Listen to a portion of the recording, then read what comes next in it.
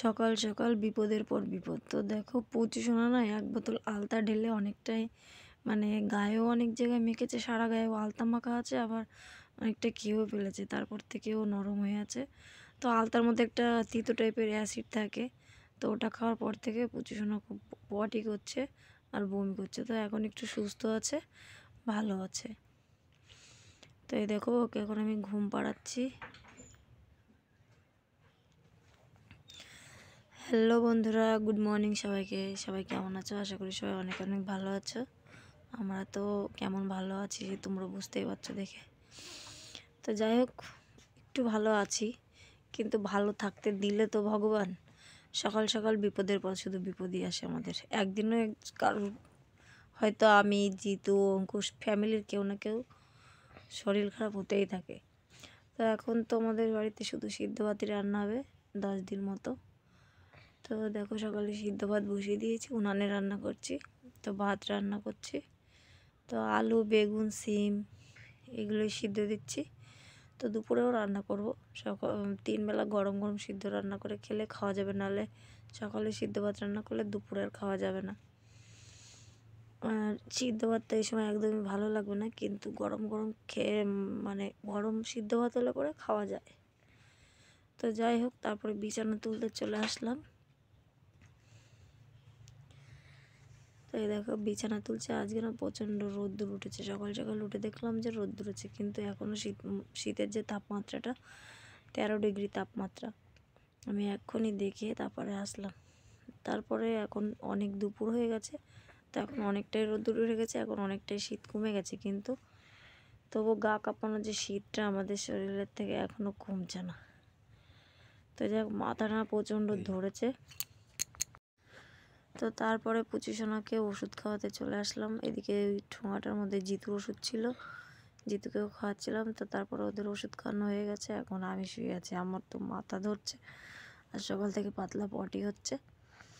তো যাই হোক, তারপরে চলে গেছি মাঠে। এখন দাদার যে কাজ করবে, দাদার ছেলে আছে আমার, সেজো ভাসুর, মেজো ভাসুরের একটা ছেলে আছে।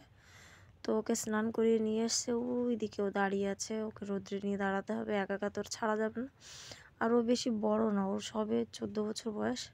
তো আমার বড় যাও আছে ওইখানে। তো ওইখানে আর গেলাম না আমি, পরে তোমাদের একসময় দেখাবো। এইখানে পুচু এত খেলা করছিল, ওই আনন্দের জন্য আর যেতে পারিনি। তারপরে দেখো স্নান টান করে এসছি, এসে বসে আছি।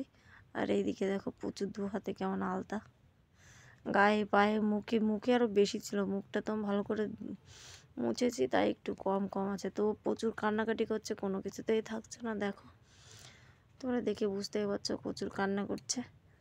তো তারপরে রান্না করতে হবে, দুপুরবেলা খুব খিদে পেয়ে গেছে। তারপরে রান্না করেছি ভাত, আর এই দেখো সয়াবিনের তরকারি, হলুদ ছাড়া সয়াবিনের তরকারি, শুধু লবণ আর তেল দিয়ে রান্না হয়েছে।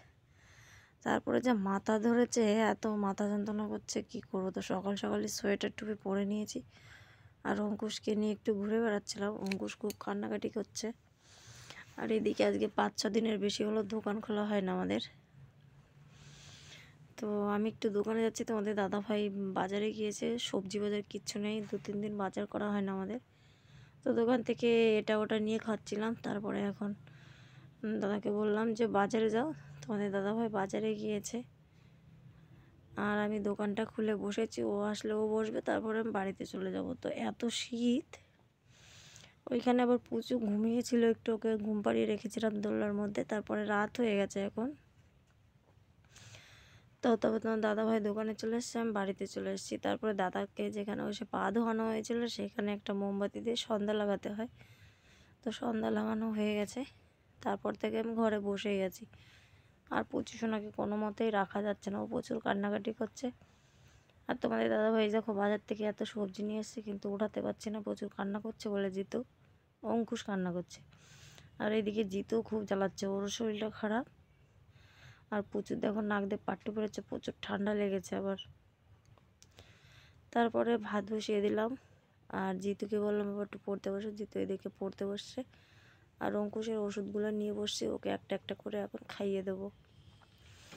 আর অঙ্কুশ এখন আমার কাছে থাকবে না, এখন যেই জেগেছে, জিতু দাদা পড়াশোনা করছে, ওর কাছে বারবার চলে যাচ্ছে, আর এখন ওর সাথেই খেলা করবে। তারপরে অঙ্কুশকে ঘুম পাড়ানোর চেষ্টা করছি। ঘুমানো তো থাক দূরের কথা, প্রচুর কান্নাকাটি করছে। আর তারপরে দেখতেই পাচ্ছ প্রচুর কাশি হয়েছে, প্রচুর কাশছিল। তারপরে রাত্রের খাওয়া দাওয়া কমপ্লিট করে সবাই আগুন পোহাচ্ছিল এখানে। আজকে প্রচণ্ড শীত পড়েছে, আর এই কদিন মনে হচ্ছে বেশি বেশি শীত পড়বে। আর আমাদের এখানে সবাই মিলে আমরা আগুন, তোমাদের দাদাভাই আগুন ধরিয়েছিল খড়ি দিয়ে, আর সবাই আগুনে হাত পা ছেঁকছিল। তো আমি এখানে যেতে পারিনি, আমি সবাইকে খেতে দিচ্ছিলাম ঘরে। আমি পরে যাব, খেয়ে দিয়ে তারপরে আমি যাব। তো এই দেখো, আর শীতের মধ্যে আগুন পোহাতে খুব ভালোই লাগে। আমি আমার কাজগুলো সব সেরে ফেললাম, বিছানাটা করে ফেললাম। আর সবজিগুলো এখন আর উঠাবো না, কালকে সকালেই উঠাবো। রাত্রে খাওয়া দাওয়া কমপ্লিট, থালা বাসন নিয়ে এসেছি। আর ওই দেখো এখন আমি যাচ্ছি আগুন পোহাতে। আর ওই দেখো চাঁদ মামাটা উঠেছে, কত সুন্দর।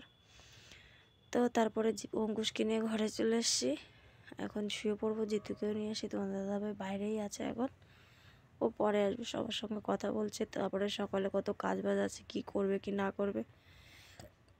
আর আমার শরীরটা খুবই খারাপ, প্রচুর ঠান্ডা লেগেছে, কাশি হচ্ছে। তো আজকের মতো অবধি, গুড নাইট।